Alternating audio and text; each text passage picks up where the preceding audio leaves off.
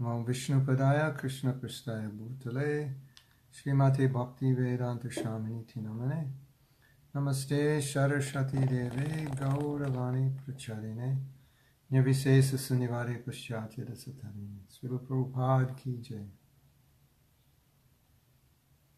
Om Jnanatimirandasya Jnananjana Shalakaya Chakshurun Militam Jena Tasmai Sri Gurave Namaha. Sri Chaitanya Manobhishtam Shtapitam Yena Bhutale Shayam Rupa Gadamayam Dharati Shapadantikam. Sri Krishna Chaitanya Prabhu Nityananda Shadvaita Gadadhar Srivasari Gaur Bhaktivinoda. Hare Krishna, Krishna Krishna, Hare Hare, Hare Ram, Ram Ram, Hare Hare. We're continuing reading about how Krishna will help us, give us intelligence and help us, even if we are helpless, which is actually the way Krishna helps us, is if we feel helpless. And we shouldn't just feel helpless, we should realize that's actually the existential reality, that we are helpless. Of course, we can do some things on our own, but in terms of developing love of Krishna, we are helpless. We cannot do that on our own. We can only endeavor to do it, but to actually do it, to actually become free from the influence of the modes of nature, Krishna didn't design this world in a way that we could become free from the influence of the modes of nature without his help. So we should feel that helplessness. That's Krishna consciousness. It's one thing to be aware that we're helpless. It's one thing to be aware that we should be live or think in a certain way. And it's another thing to feel that. So if we understand we're helpless, that's good. But we should feel that we're helpless. That's humility. And when we feel that we're helpless, that's when everything we're reading now will make sense. Because as we feel we're helpless, we can trust Krishna more to help us. And then we'll be able to achieve greater things because we feel helpless. It's a kind of a paradox. Externally, because normally if you feel helpless, you would maybe not endeavor. But by feeling helpless, then we beg for Krishna's help. We understand we need his help. And that's when Krishna comes and gives help. And sometimes we see in the Shastra that the more the devotee feels helpless, the more Krishna is inclined to help. Like we have the story of Draupadi. So Draupadi, when her sari was being pulled, she was asking for the help of the men that were there, the men that should help, like Bhishma and her husbands and so on. Her husbands couldn't help. Bhishma was aligned with Duryodhana. He couldn't help. They should have helped. But anyway, this is the story, that circumstantially they were unable to help. So that she also tried to hold on, to fight herself. And she was unable to do that. And then she called Krishna. So finally Krishna came. And what took you so long? Well, first you were calling for the help of others, and then you tried to help yourself. Then you called for me. So sometimes we're like that. When we should be depending on Krishna, perhaps we're depending on our own strength or the strength of others. It's not that we don't want others' help, but specifically in this story, she was asking for the help of others who couldn't help her. And this story is nice because Krishna came when she threw her hands in the air and said, there's no one to help me and I can't help myself. Only you can help me. So we should be a bit like that. I call that the Draupadi method. That we should approach Krishna consciousness with the Draupadi method. That's what we've been discussing the last yesterday and last week. And that Krishna likes that. And that's when Krishna sees that vacuum where we feel helpless but sincere, then Krishna fills that vacuum by giving us power or intelligence or ability, whatever we need in a particular situation. And everyone's situation is different, so everyone's need is different. Your need, my need may be different. But we all need help. We all need some help because we're all battling with the modes of nature. That's what it means to be a conditioned soul. And so to conquer the modes of nature is quite a battle. And without Krishna's help, we're going to lose. And anytime we're losing, we need to call out to Krishna and say, I need your help, please. And the more we put our hands up in the air, the more we're dependent, the more we feel powerless in the face of whatever opposition is there, the more Krishna is inclined to help. And the less we depend on Krishna, the more we think we can do it ourselves, figure it out ourselves, the less he'll feel that he needs to help us. Now, Krishna, as you know, as we all know, Krishna's super soul, super consciousness, personal. So Krishna's our personal guide, so he's aware. So he can personally help us, and he will help us according to our need. That's what we read yesterday. Whatever that need is, either it's material or spiritual, he'll help us according to that need. And then so sometimes the devotees say, but if he knows, why should I ask? But we are told to ask. Prayer is one of the 9 processes of bhakti. And so it's purifying for us to ask, and also Krishna wants us to ask. He wants us to direct him. Even though he may know what we want, Krishna wants us to direct him. Krishna wants us to ask him. Not just that we should think, I don't want to bother him. In any way, he'll fulfill my needs or my desires because he knows, but rather the idea is that we direct him. Yesterday I was giving the example that Super Soul, in a sense, could be viewed in this analogy like a programmer. And we're telling him how to program our consciousness according to where we want to go. Or sometimes like the internal GPS. This is where I want to go. And then, as you know, GPS will show you where to go. So we program Krishna internally. This is what I want. This is where I want to go. And then Krishna gives intelligence and gives ability. And also not only that, but he arranges facility. He also can guide other people in the process of helping us or directing us. Sometimes Prabhupada said the spiritual master is the external manifestation of Super Soul. And so you have guidance from outside, and then you have Super Soul, you have guidance from inside. So often, as you probably know, Prabhupada says when a person is ready, then Krishna will send him a spiritual master.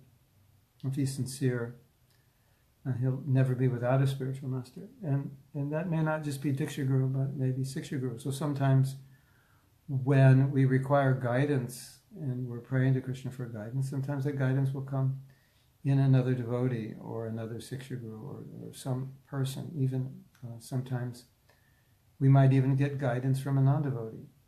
Just sometimes it happens. Someone will tell us something. We'll interact. I was once had this interesting experience. This is 1979.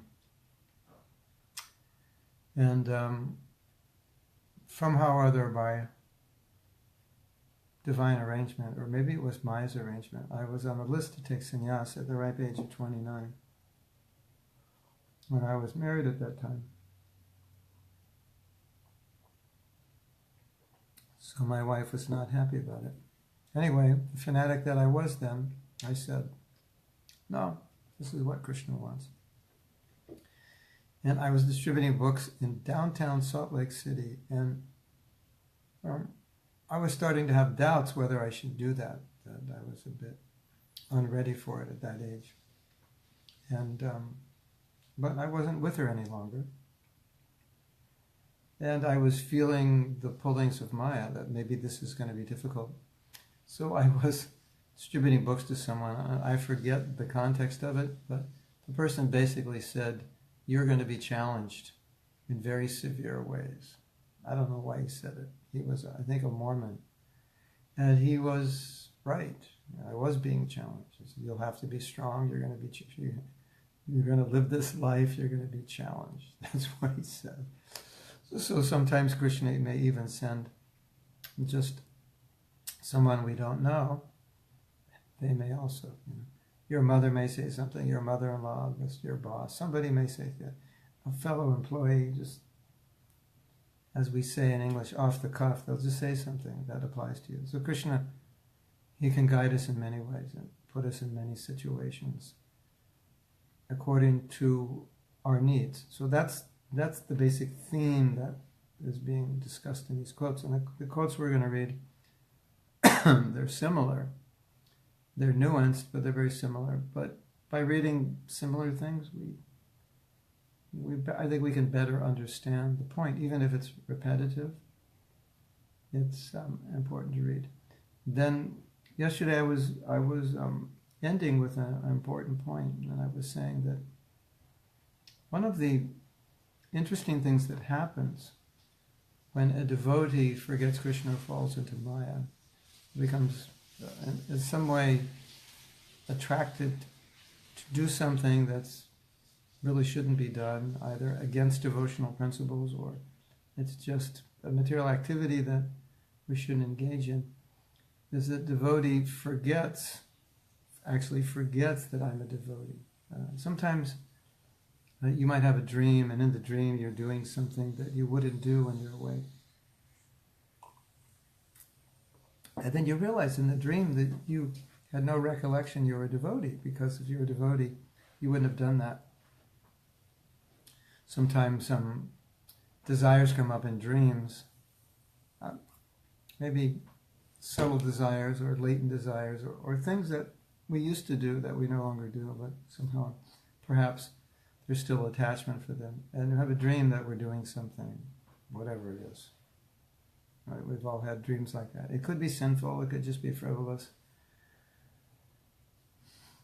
And you forget you're a devotee, that's why you're doing it. So, although this is very simple, actually if you think about it, it's quite interesting. I can't engage in material activity and be fully conscious that I'm a devotee. I have to forget I'm a devotee. It's kind of scary. If we want to enjoy materially, Krishna will apohanamcha. He'll cause us to forget. And what will we forget? We'll forget everything we learned in Krishna consciousness, every verse, every story.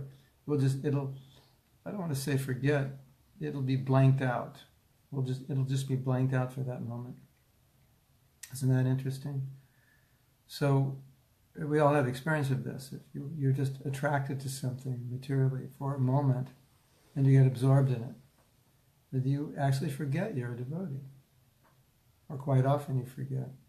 And we've discussed this a little bit before, but there's an interesting discussion that in order to enjoy the material world, so-called enjoy, one would have to forget everything about Krishna consciousness, because if you remember you're a devotee, you remember you're a servant, it kind of spoils everything. How can you enjoy sense gratification knowing that your senses are meant for pleasing Krishna's senses? Well, you really can't. Can you? And so if you're going to enjoy sense gratification, the only way you could actually enjoy it, at least in the illusory sense of enjoyment, to think that you're enjoying it, is to forget that you're a devotee. Because remembering you're a devotee would spoil the fun. I'm not supposed to do this, I can't do this, I'm supposed to engage my senses in Krishna's service. If I can forget that, or if somehow or other I do forget that, then in that illusion state, I can be under the illusion that a material activity or even a sinful activity is enjoyable.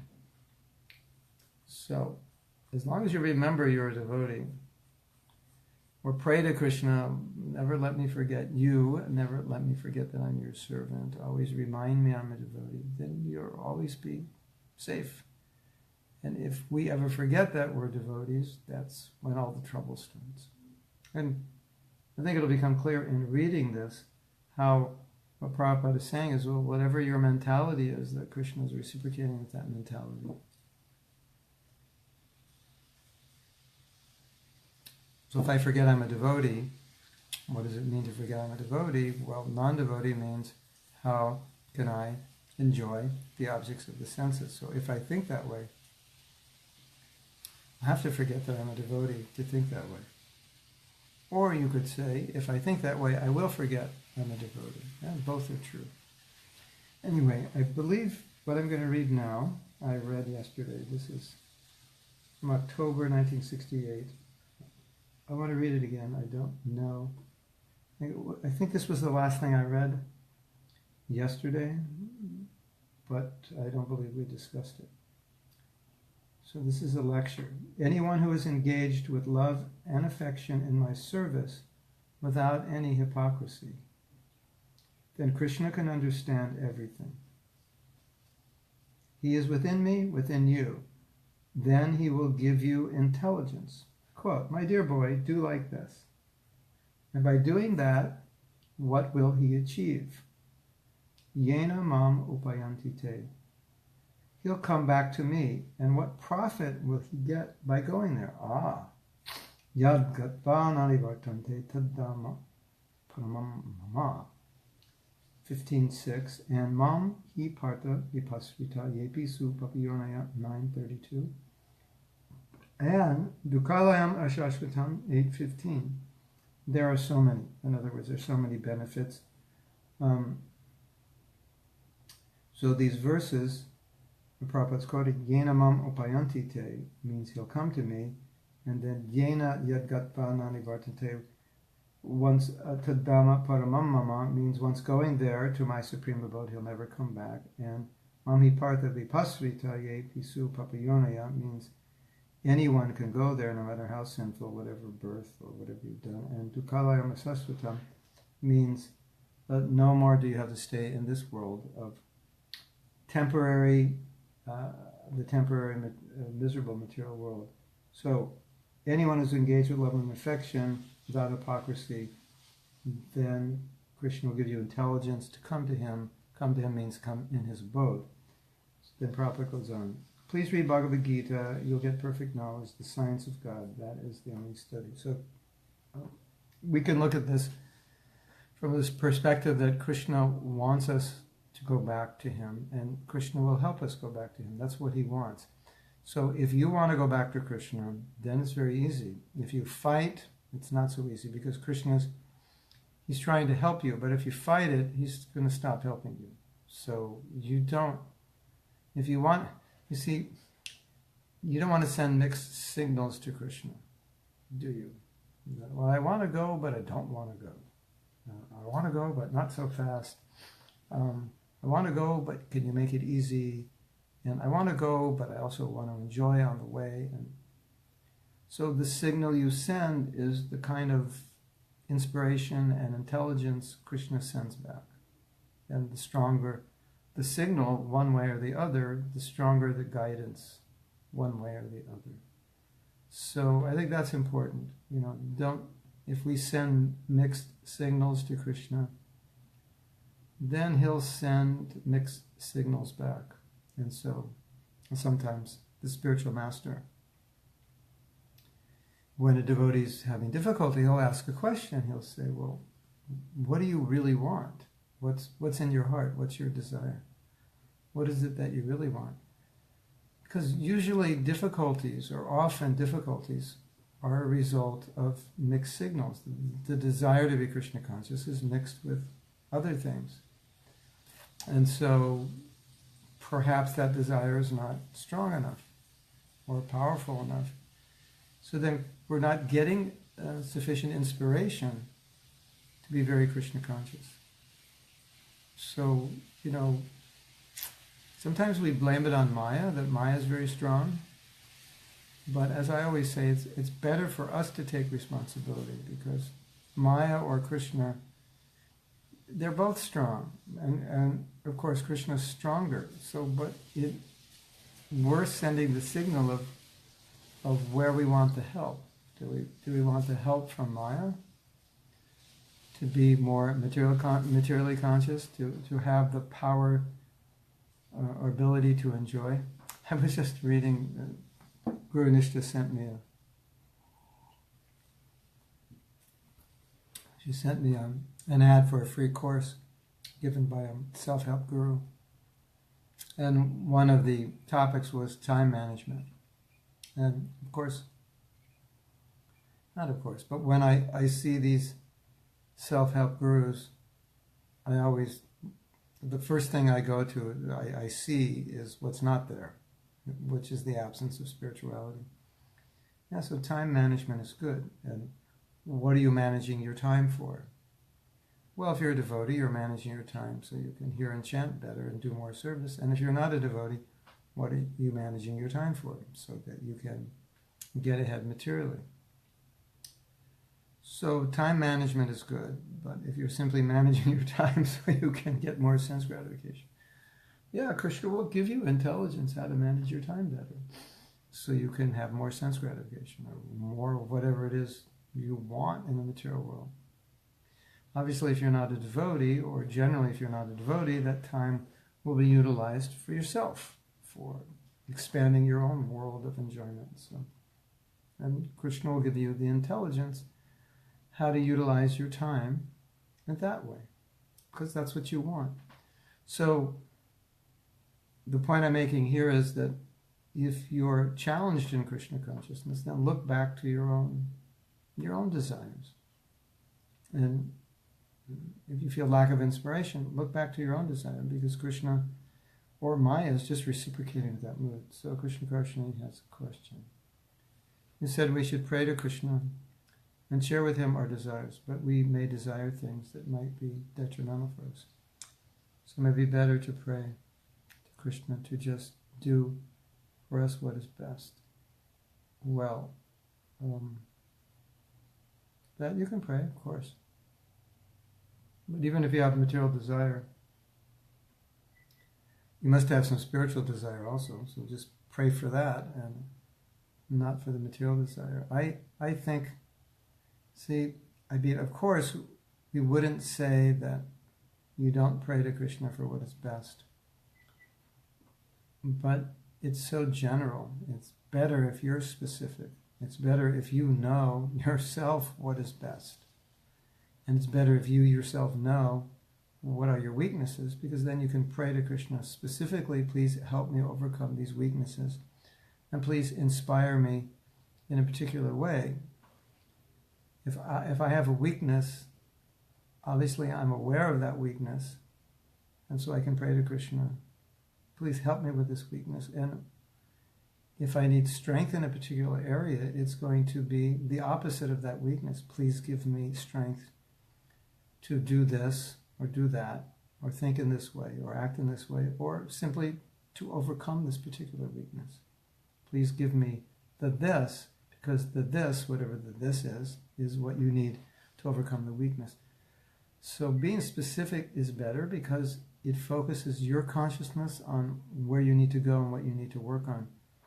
Whereas if it's general, it's possible you may not be focused. If you are focused, then perhaps it's okay. But I think Krishna likes it when you're specific, because then he can specifically help you. What is it that you specifically want?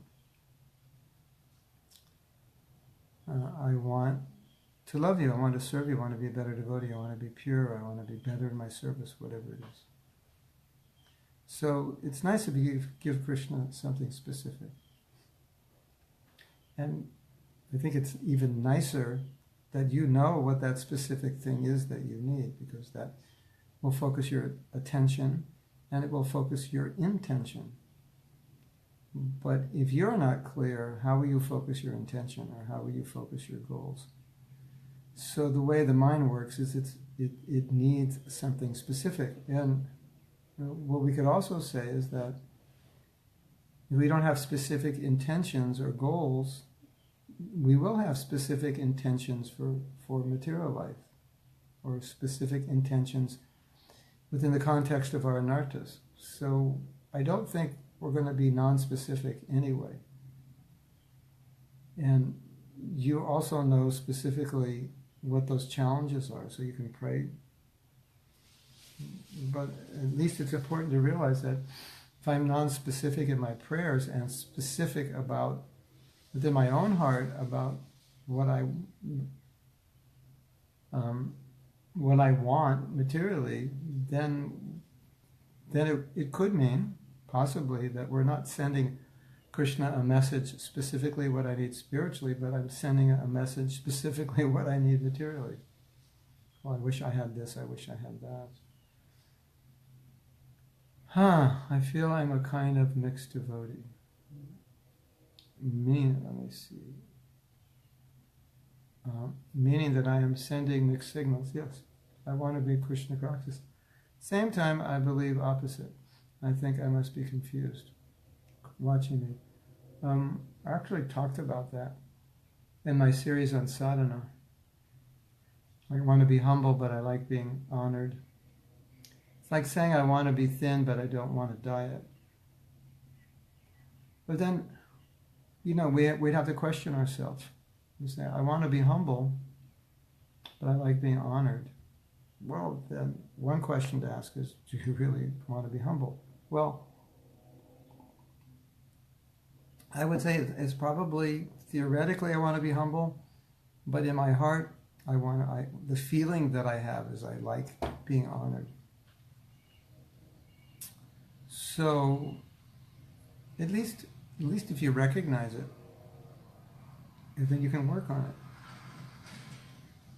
it. And Vaidhi sadhana bhakti means, so a lot of these things will have to be controlled, so that the I want to be humble part can overshadow the I feel like I want to be. I feel the need to be honored.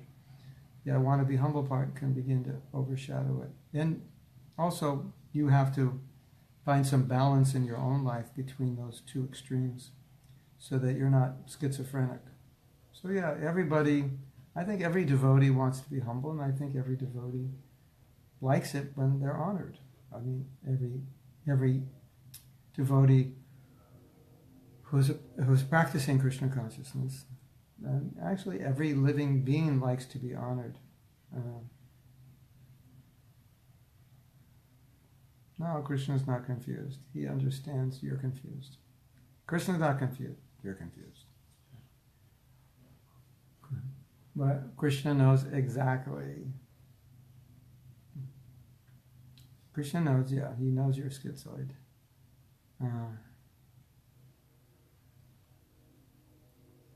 So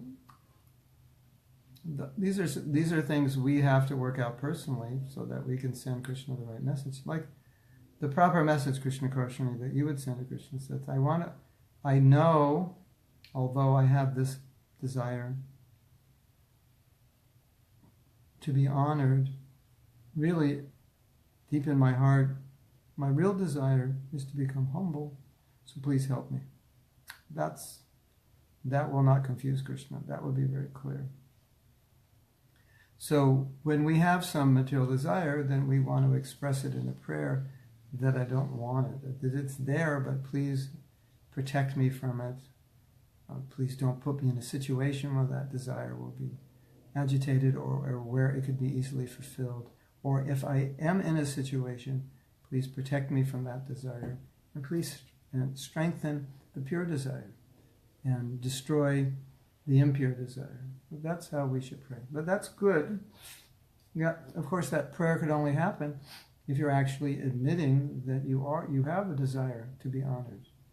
Some of us may have that desire, but we're not aware of it, so we can't admit it to Krishna. So in praying, we actually have to know where we stand, and we have to know what the obstacles are. And we also want to connect with that pure desire. And the pure desire may not be strong, but at least if we connect with what is the right desire, we can ask Krishna to strengthen it. And we can ask him to destroy the other side, the anartha, the side that we don't want. So, as a conditioned soul, it's pretty normal to want one thing, which is not Krishna conscious, and pray for something else, which is Krishna conscious, which is the opposite, because we know what's right, and by practicing Krishna consciousness, we have some desire to do the right thing, isn't it? So we have some intelligence. So that's something that every one of us has to adjust. Okay, I recognize that I like to be honored, but I also understand that pride precedes a fall, and that it's contaminating. So how do I balance that in a way that my pride won't get in the way, and in a way that my desire or attempt to be humble can strengthen? So yeah, we're all in that situation. But Krishna's not confused. We're confused. And Krishna will, you want to be honored, if that's really what you want, Krishna will give that to you. But it's up to you how you deal with it. And if you get honored, sometimes you can see, yes, Krishna has given this to me because this is what I want. And if you're smart, you'll take it humbly and say, yeah, I wanted this and he gave it to me. And now I can see that this is not really what I want. So sometimes Krishna will do that because he knows that you want it. But if you're fortunate, he'll give it to you, but he'll also give you the intelligence to see that it's really not what you want. Because a lot of the things that we want, we really don't want. And we don't know we don't want them until we get them. And then we get them, we realize we don't want them. So maybe, yes, I want to be honored. And then I finally get honored and I realize, oh, this is not nice. I would prefer to honor other devotees. So that Krishna gave it to you to purify you of that. So he might do that.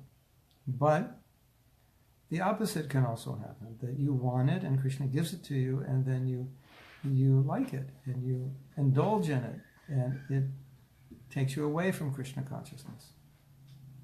So that's there also, because Krishna knows what you want, and Krishna likes to fulfill the desires of the devotees. And sometimes Prabhupada says that he will fulfill the desire of a materialistic devotee in a way that the devotee feels grateful to Krishna, or the devotee feels satisfied, so that he gives up that desire. Sometimes it works that way. Sometimes you need that desire fulfilled in order to give it up. Oh, I want to be the center of attraction. Krishna lets me lead kirtans everywhere I go, and devotees are so happy and telling me how nice it is. And then I get it out of my blood, and I think, this is not really what I want. This is not really satisfying. So maybe I needed that to become purified. I like to control. Krishna gives me a position of leader in a temple. And then after a while, I kind of fulfill my desire to control, and I don't even like being in a management position anymore. That can happen. Or Krishna may know that you like to lead, you like to control, and he gives you that position, but you use it well. And so he's happy that you're doing it, and he's fulfilling your desire to do that, but you do it well. So there's no lesson to be learned other than you've engaged properly that desire in a way that is not a stumbling block for your bhakti. The Krishna Karshani says, I'm afraid to ask Krishna to make me humble because it might be a tough lesson, and I'm not sure I will be able to deal with it. Okay, so this is how you pray. I think I've mentioned this prayer before. Don't pray for service or tasks or situations equal to your strength, but pray for strength equal to your task, to your position, to what you have to do. So that's a better way to pray.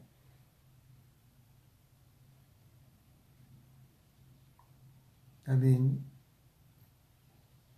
if we don't become humble, how will we be Krishna conscious?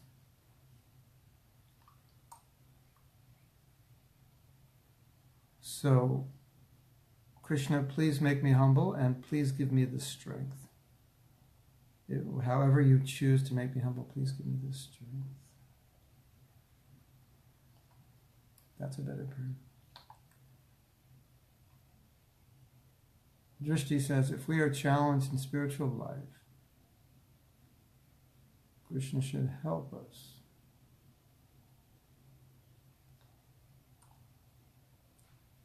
Like when the mind is getting inclined to material life, why does Krishna, instead of bringing us back, make us forget everything? He is all merciful and loves his devotee. Not only because we want to. There's no other reason. Whenever Krishna gives us intelligence or Krishna causes us to forget, we always have to remember that he's only responding to us, to what we want. So we could blame ourselves. Don't blame him. You know, sometimes when you do something well, you think, oh, I'm so great. And when you make a mistake, you said, oh, it's someone else's fault. Or you blame, someone might blame God. Things don't go well, they blame God. Or blame somebody. So just recognize that if Krishna's taking intelligence away, that is because we fed him that energy. That this is what I want, this is what I want to enjoy. So knowing that you have that super soul there who's responding to your mood, responding to your mentality, responding to your desire, then you would obviously be careful about how you desire.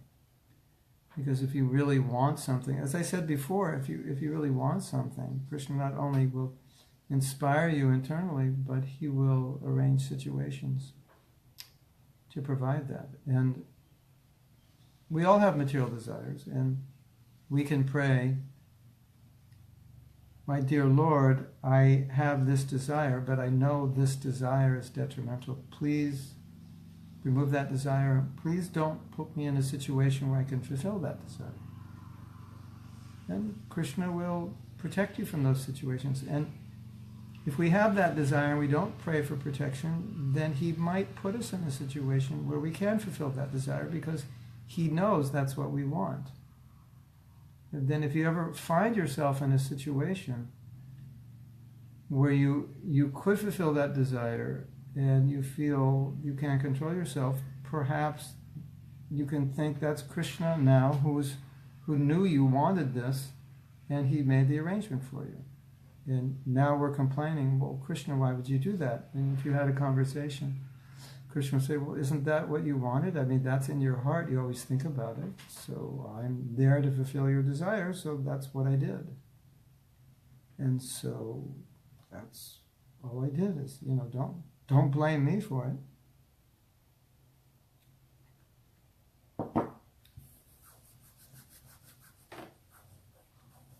So that's the way we should think. Does that make sense?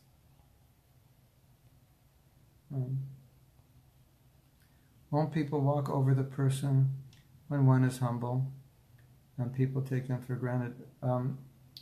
That would be not a spiritual definition of humility.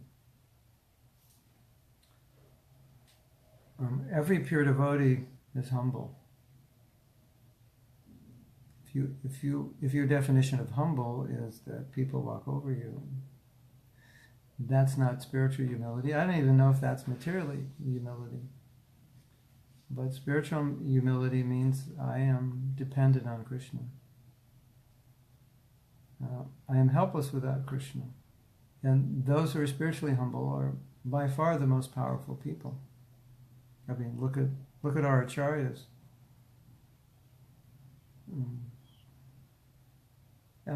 Humility, you have to see humility as a power. Humility can melt people's hearts, melt your own heart as well. Arjuna was humble. Prabhupada was humble. Arjuna is the greatest warrior. He was humble. And when he fought on the battlefield of Kurukshetra, he was valiantly fighting. But that was his humility, because Krishna ordered him to fight. I was thinking, recently I watched some arguments one was between a Christian and an atheist, between a Jew and an atheist, and between a Muslim and an atheist. So I was thinking, how would you define humility for an atheist? Because for us, humility means submission to the order and will of Krishna. Arjuna submitted to the will of Krishna, then he fought. And his fighting was his humility. So humility didn't mean that he didn't fight. That wasn't his humility. Because ultimately, at least for us, the spiritual definition of humility is in relation to Krishna. It's like if you're an atheist and you pray, who do you pray to? Like your mother is in the hospital, she's having an operation, and you're praying that the operation is a success. Who do you pray to? So if you're an atheist and you're humble, who are you humble to? Okay, maybe in that situation that humility may be considered a weakness. But the actual definition of humility is in relation to God, that you subordinate yourself to Him and His orders. And the extension of that is this feeling of helplessness, which actually becomes your power, because then Krishna empowers you in that helplessness. So humility puts you in the situation where you can be empowered by Krishna, and that empowerment will give you the greatest strength. You said, when a disciple is ready, Guru appears. I'm wondering if we should constantly pray to Krishna for guidance, or the guidance will be coming naturally when we will be ready. I'm wondering why, Krishna.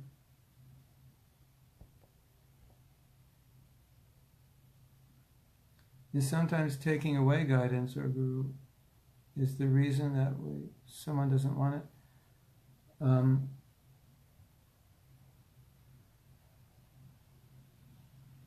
So Vijaya Lakshmi, become powerfully humble. If you're humble, it doesn't mean people are going to walk all over you. It means Krishna's going to walk all over you, which is good. So this question, disciple is ready, the Guru appears. Yes, Prabhupada has mentioned that. That's also a saying which we often hear. And even sometimes Prabhupada once said, you don't have to search out a Guru. You just become sincere, you become ready, and Krishna will send the Guru.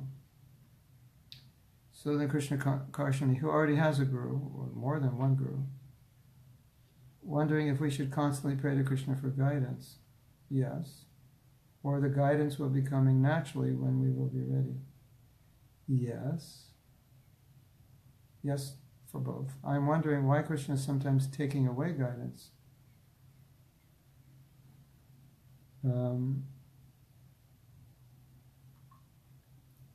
Is it the reason that I'm wondering why Krishna is sometimes taking away guidance or Guru. Is the reason that we sometimes doesn't want... Well, you can say that, yes. That's the theme of what we've been discussing, but guidance of Guru is always there in his instructions. So in that sense, I'm not sure if we can say that he's taking away the guidance.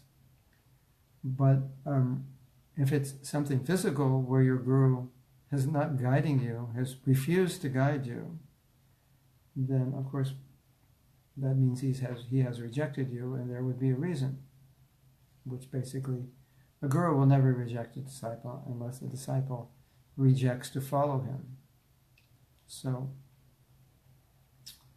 I'm not sure if this question is proper, or what you mean by taking away guidance. But if If we forget the instruction of the Guru, yes, that would mean yes. I don't want it. You know, the interesting thing about having a Guru, which you probably know because you experience this, is that the position of the Guru is to encourage you to give up material life and material sense gratification and material attachments, basically by exposing the nature, the naked nature of all of these things. So we have a saying in America that when somebody like ruins something that you're doing, we say they rained on our parade. We're having a parade and then it rained, so it ruined the parade. So in a sense, you can say the position of the Guru is to rain on your parade. Of course, he's leading you into a better parade, but he's raining on your current parade. And not everybody wants their parade rained on. So not everybody is always happy to listen to the instruction of the Guru because he's extinguishing the fire of conditional life. And your parade of material life is, you know, it's got a big fire, and the Guru is coming and trying to rain on your parade, put out the fire. And you might not like that. You may like the fire. So in that sense, you could say if a disciple's desire to enjoy materially is a little too strong, it's not balanced, it's getting in the way of their Krishna consciousness, then in that state of consciousness, they may not want to hear from their Guru. And the Guru may not be relevant, because his relevance is to put out the fire and take me into the new parade. I don't know if I want to go in the new parade, and I kind of like my fire. Then it's going to be difficult to hear his instructions, because his instructions are saying, no, what you're doing is wrong, you shouldn't do that, you should do this. I may not want to hear that.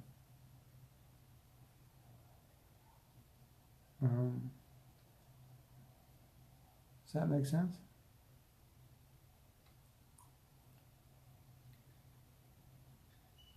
Okay. Spiritual Master reigns on your parade. Maybe that'll be the title of this class.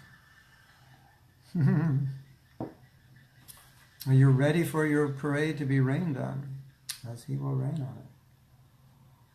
He will say, you will be happy doing this. How do we know we are ready for initiation? I'm still partially on the material platform. Well, I could give you my perspective. There are many ways you can look at initiation, but for me, I think one important factor of initiation is it's like when you get initiated, basically you're at this point in your material existence that you are ready now to go back to Godhead. In fact, these Tulsi beads, one of the things they represent is that you've given up material life, and the tilak represents that you're going back to Godhead. At least this is one explanation of tilak and Tulsi. Tilak means back to Godhead. Tulsi means now I'm finished with material life. I'm taking initiation. I'm putting on these beads. That means my material life is. Now we put the stop button on my material life. Now, doesn't mean I don't have a material life. I don't have a job, income, family, and so forth.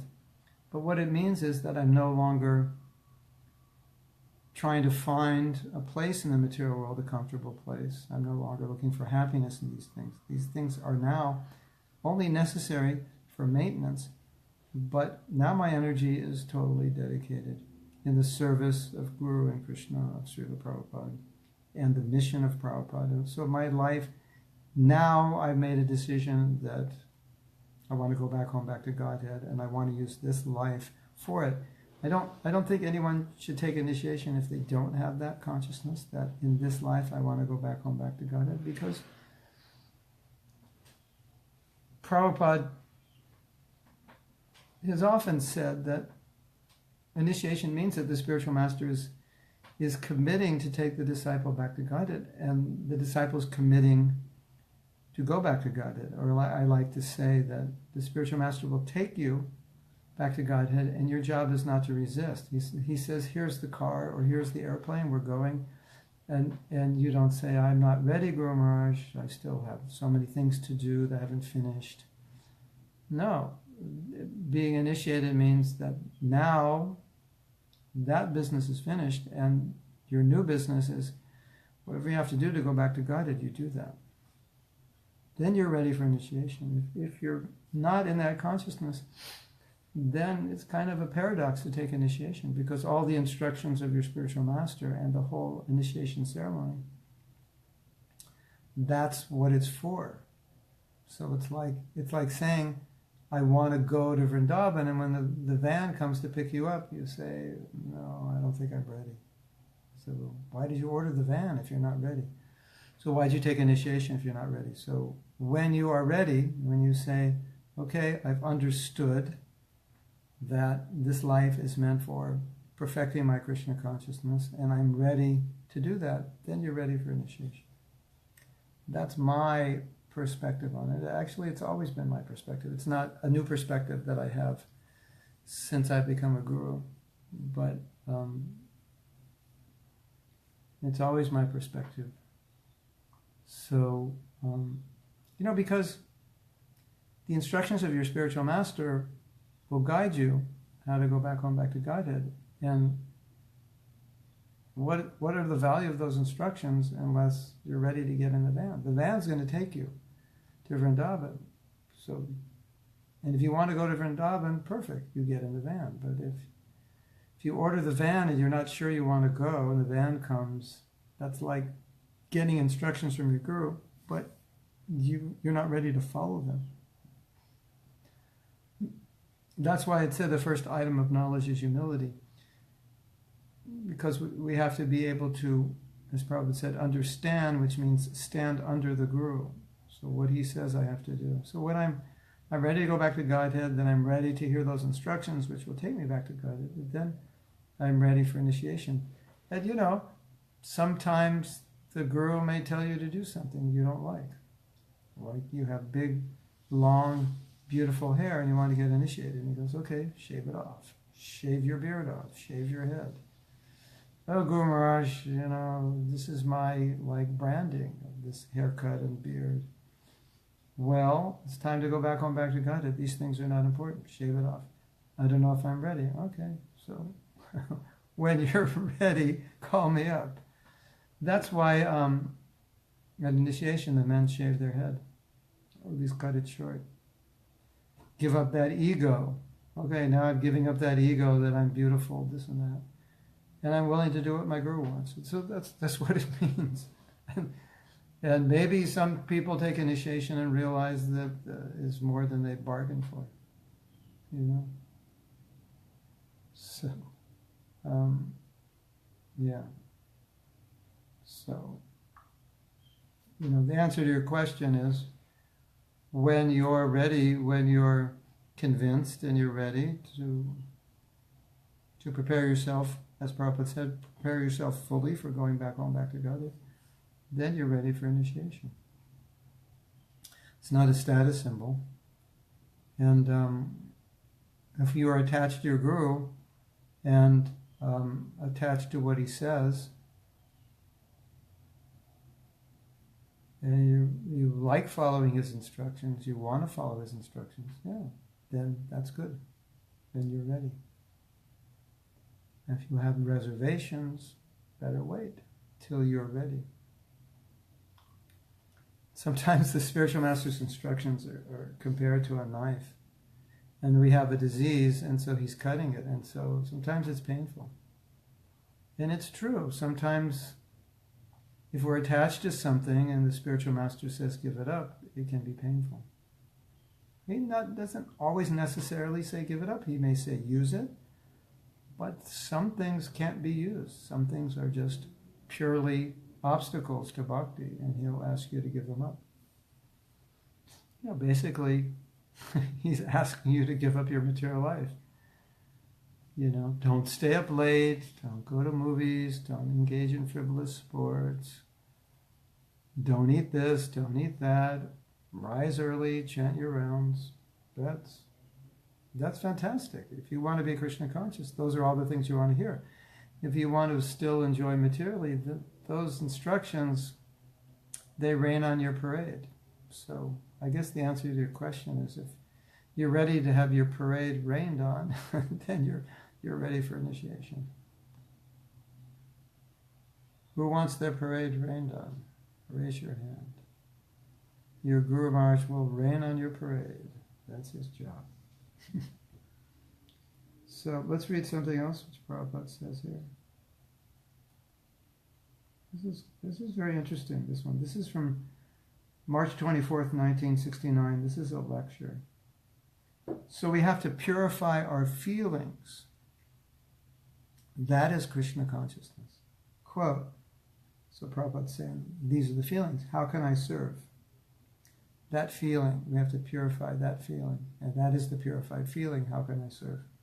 And if we purify means purification will be done by Krishna. So what Prabhupada's saying here is we have to purify our own feelings, which Prabhupada is indicating here is how can I serve? That's what I bring to the table. Krishna, how can I serve you? And then Prabhupada says, purify means purification will be done by him. We cannot purify. Purification will be done by him. Simply, we have to become purified feelings that I must serve Krishna very nicely. Then he will give facilities, he will give you intelligence, he will give you everything because he is the source of everything. Janmari asiyataha. Bhagavad Gita, it is said, Sarvasya Chaham Riddhi Sanivishto, 15:15. In the 15th chapter, 15th verse, you'll see Krishna says, I am sitting in everyone's heart, Sarvasya. Not only human beings, all living entities. Not only living entities, even in the atom. Within the atom, he is present there. Sarvasya. Sarvasya means everything, super soul. Sarvasya Chaham. Krishna says, I, Riddhi, in the heart. When it is called Riddhi, that means the living entity. Without living entity, there cannot be heart. Without this body, there cannot be heart. In the stone, there cannot be heart. Dead body. Heart is dead. So Sarvasya Chaham Riddhi. Riddhi means in the heart. Sanivishto, I am situated. I am situated there. And Mata, not Mata. Mata Smritir Jnanam Apohanam Cha. Same verse. He is sitting there. Therefore, all kinds of remembrance, smriti, knowledge, and forgetfulness. These things are functions of the mind. You remember something, you gather some knowledge, and sometimes you forget. Let me think. Oh yes, I forgot. Yes, this is a function of the mind. So that forgetfulness is also due to Krishna because he's sitting there. Yeah, so now when we get old, we forget more. So I guess we're more Krishna conscious, right? Krishna's causing us to forget. No, that's not what Prabhupada means. Not the material mind.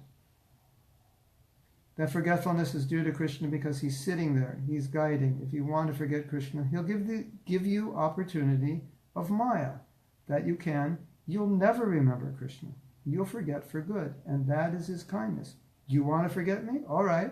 I give you so much facility that you'll never be able to remember me. Therefore, the staunch atheist, however you argue with him, however you defeat him, Matirna Krishna Paratasvatova. They will not want, because Krishna is arranging everything. Forget, don't accept. Krishna Prabhupada saying, Matirna Krishna Paratasvatova, it means that your inclination to Krishna, nobody can help you because you don't want it. So there's nothing that anybody can do to arouse that because you don't want it. And so Krishna has given you the perfect intelligence, perfect attitude, perfect everything to be an atheist. So let's go back to the beginning. What is significant about the beginning, in the beginning Prabhupada is saying, purification comes from Krishna, but we should purify our feelings. So what does Prabhupada mean? He means that we can't purify ourselves, but we can purify our motives. Krishna, how can I serve you? That's what we bring to the relationship. Krishna, how can I serve you purely? And then the purification of the heart that Krishna does. We don't do that. So Prabhupada's saying here, we have to purify our feelings, and then he says purification will be done by him. Purification will be done by him. We have to become purified feelings. In other words, same point. He'll do the purification, but we'll bring the feelings to the table. And then Prabhupada goes on saying, whatever sarvasya chaham riddhi sani vishtu, I'm in everyone's heart. So mata smritir jnanam aponam cha, I'll give remembrance. I'll give forgetfulness. Whatever you want, he'll give you. Which is, in a sense, you could say dangerous. It's also helpful. It's a double-edged sword. So we need Krishna's guidance to be Krishna conscious. And if we want to stay in material life, we'll get guidance for that. So we have another question. Is it not that at the beginning we might not be fully surrendered to Guru, but we may grow up to accept all his instruction with time? So the process of surrendering might be a kind of gradual process. It might be, but that's not the way it should be. I wouldn't recommend taking initiation if you... Well, I of course, I'm not sure what you're asking. The principle is, there may be certain instructions we can't follow. There may be instructions perhaps we'll never be able to follow because we don't have capability. Maybe, Guru Maharaj wants us to distribute 100 Bhagavad Gitas every day. I don't have the capability. I can't do that. I can distribute 5 or 1 or whatever. Or I go on Sankirtan and I pass out of stage fright. I don't like it. But I can do other service. Or gradually I can learn to do that. So that's there. As far as general instructions, about being basic principles of being Krishna conscious, that you can't really grow into. That there are certain, obviously, basic principles that have to be there. There may be others which that require a more advanced stage of surrender. So in that sense, it's a gradual process. But the process is not to reject those instructions. So let's say there's an instruction, and it's really an instruction that is going to be followed on a higher stage of Krishna consciousness. So as Prabhupada says in the Gita, I realize I'm not ready for that instruction, but I'm not against that instruction. I would do my best to become ready for that instruction. That's the idea. I accept it. Where I think the problem could rely, at least the way I see it personally, is maybe sometimes I determine I'm not ready, but that being not ready could be due to 2 reasons. One, it's true, I'm not ready. It's a more elevated stage of Krishna consciousness. Or the other is that I actually am ready, but I'm denying that I'm ready because I don't want to be ready. Because it's going to require something from me that I don't want to, at this point, do. Or it's going to require that I give up something at this point I don't want to give up, but I could. So that's different than, okay, I'm a young man. Guru Maharaj says, better you remain brahmachari. So you remain brahmachari. After 10 years, you realize this is going to be difficult. And my mind is thinking a lot about marriage now, and it's becoming a bit deviated, and I think I better do it. So I do it. That's fine. Just the practical reality that we have to deal with now. But if you could have remained single, and your Guru Maharaj could help you, but you gave into it, then that would be a weakness. So it depends on the situation. It depends on the individual. If it's something which is just not Krishna conscious, it's against Krishna conscious principles, and you say, I need to do that because whatever. No, that's not right. There has to be, when you accept a guru, there has to be a certain standard that at least I follow these principles. And these other principles, yes, I will gradually evolve into being able to follow them when I'm older, but still I'm following basic principles. And the other key ingredient is that I don't reject those higher principles. Like I can say, okay, those are higher principles, I'm not ready for them. But I can't say I'll never be ready for them, or that's way out of my league, because we have to be prepared for those things. It's part of the process. Can't avoid that. So that's how I see that.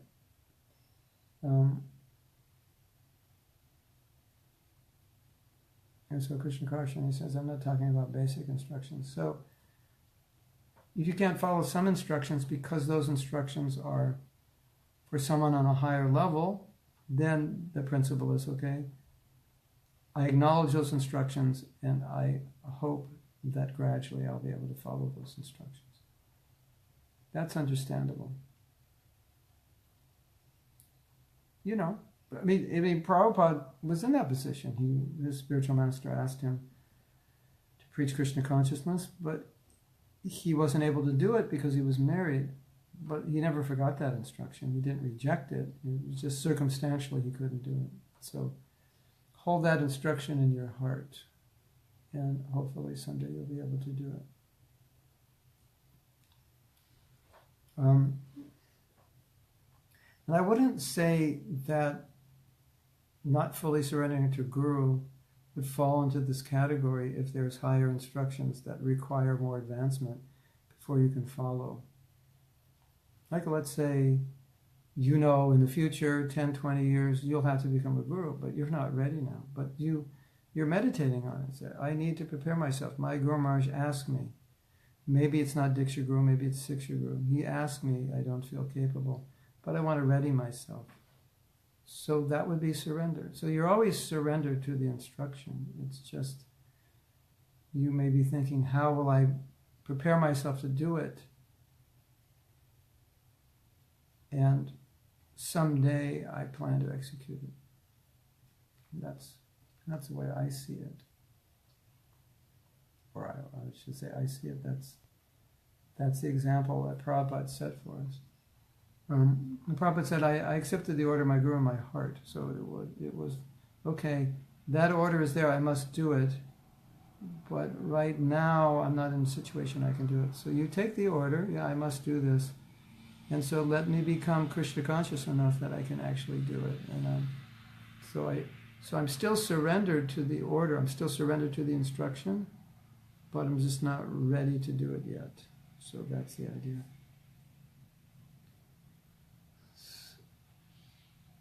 Does the purifying of the feelings correlate with physical purification? For example, if you're sick in the Holy Dome. What Prabhupada was referring to is that the intention, rather than our actual situation. I may be, on a scale of 1 to 10, I may be like at a 3 in Krishna consciousness. But my feeling or desire, Prabhupada's talking feeling, he's saying the desire to serve, but my desire to serve may be 7, 8, 9, 10. But my actual level of advancement may be lower. So I'm still maybe on the Anartha, not even on the Anartha Nivritti platform. I still may have so many Anarthas. But my feeling is that I want to be pure. So it's not, Prabhupada's not talking about physical purification, although disease can affect our desire. What Prabhupada's talking about, and I've spoken about this before, let's say we have 2 balls. Inside one ball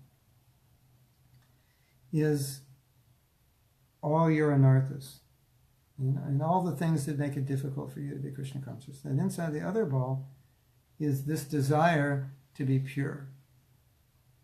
So what Prabhupada's saying is if this desire to be pure is there, in spite of the fact that you have this ball, you don't minimize this desire, then because of this desire, Krishna will reciprocate and purify what's in this ball.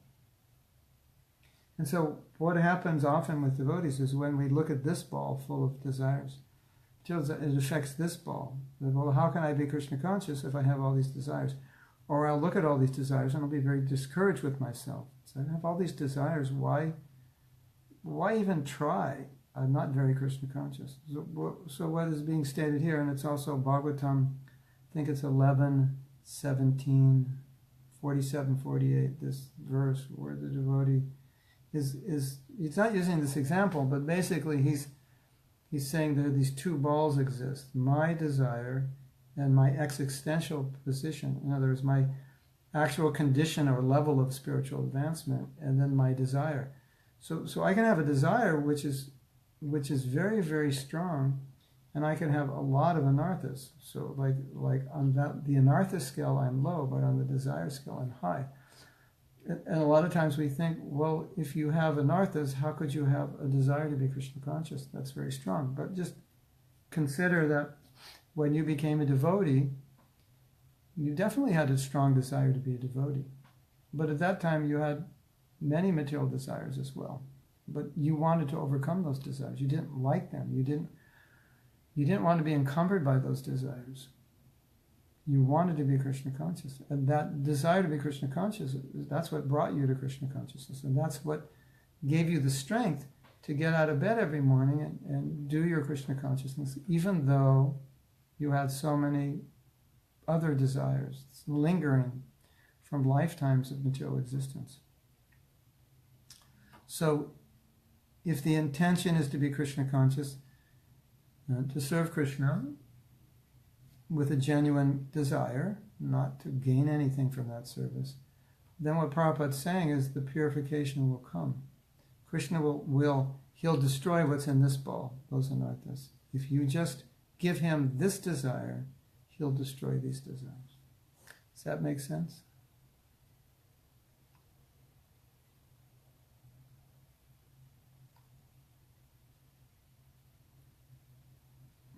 Krishna Karshani says, I meant that sometimes devotees taking initiation because wrong reasons, and after some time they are becoming more mature and then release them.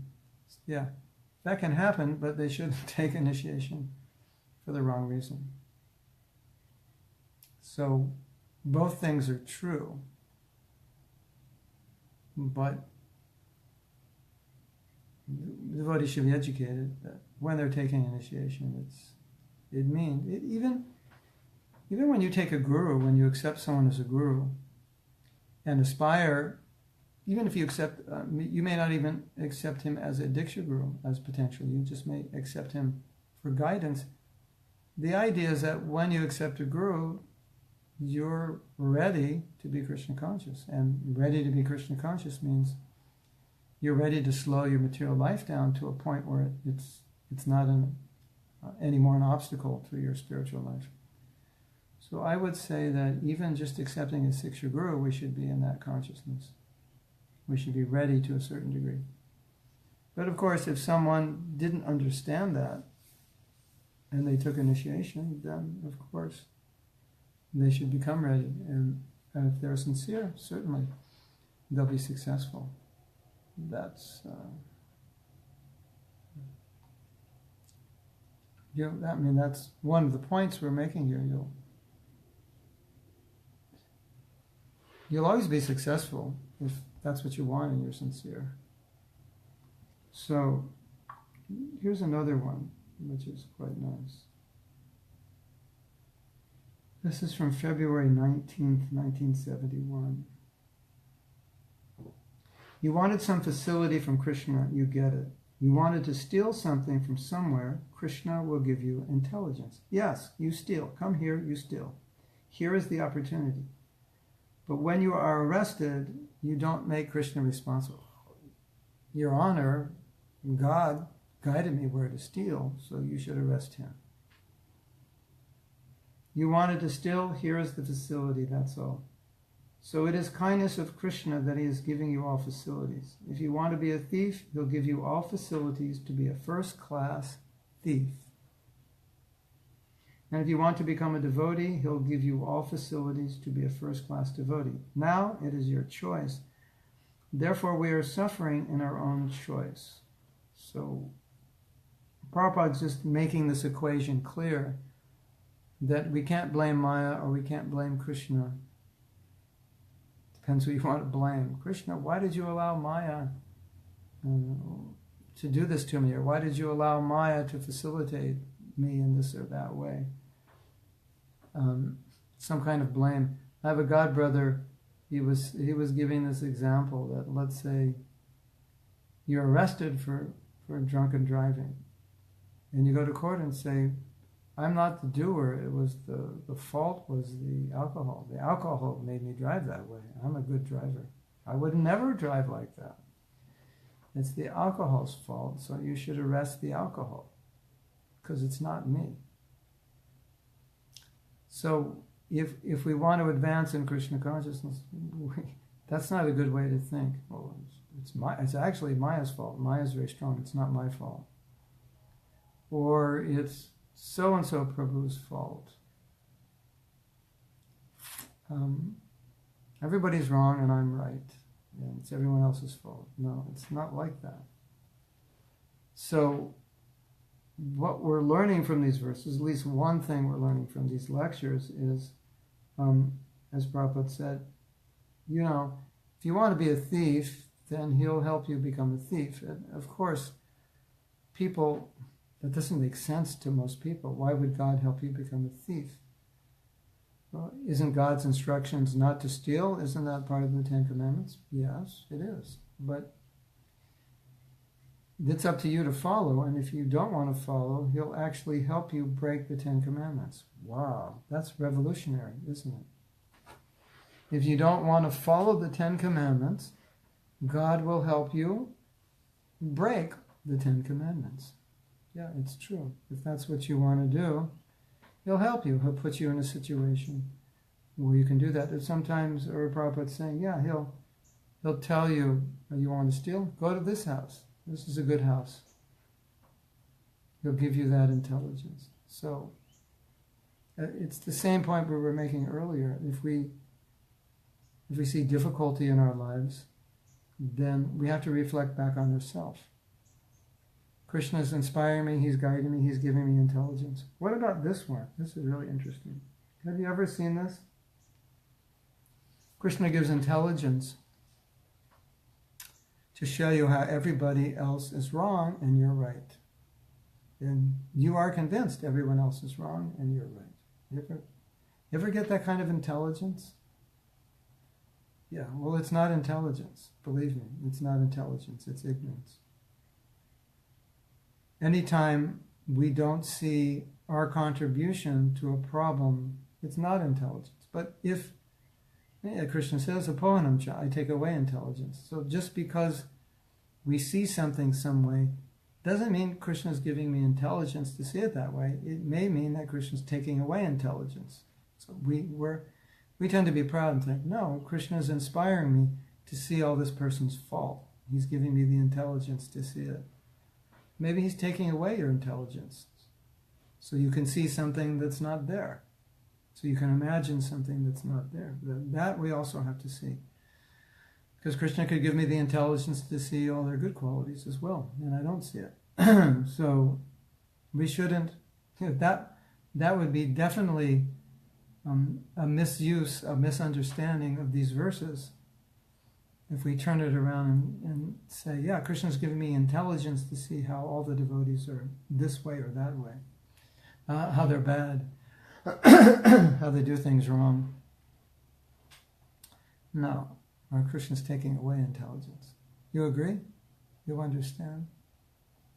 And he's either giving intelligence or taking away intelligence according to the kind of intelligence we want or don't need. So it's something we need to be aware of. And just because, we shouldn't think that everything we think, that's Krishna guiding me, giving me intelligence. It may be Krishna taking away intelligence. That's also possible. And that requires some humility to acknowledge. Right? Doesn't it? So, okay. I've come to the end of the line of today's class. We have more to read, much more, actually.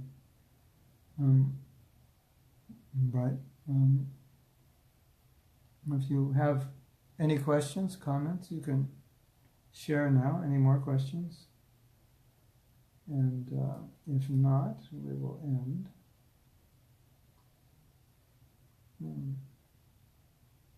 Hmm. Hmm. Hmm.